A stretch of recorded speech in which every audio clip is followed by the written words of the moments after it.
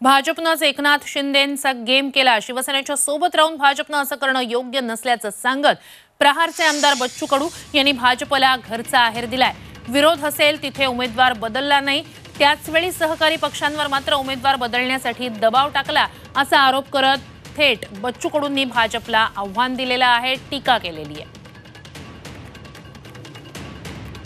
तर बच्चू कडू यांनी थेट भाजपला घरचा आहेर दिलेला आहे। महायुती सोबत आहेत बच्चू कडू, मात्र एकनाथ शिंदेंचा भाजपकडूनच गेम झालाय असं म्हणत भाजपवर जोरदार टीका बच्चू कडूंनी केली आहे।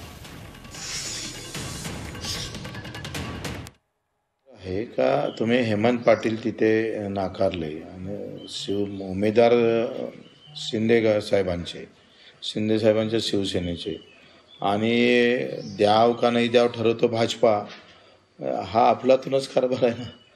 म्हणजे अजितदादाचे उमेदवार सुद्धा भाजपानं ठरवले। त्यांनी सांगितलं का हे तुमचे 2 उमेदवाराचे सर्वे चुकीचे येतात, तुम्ही दुसरे ठरवा।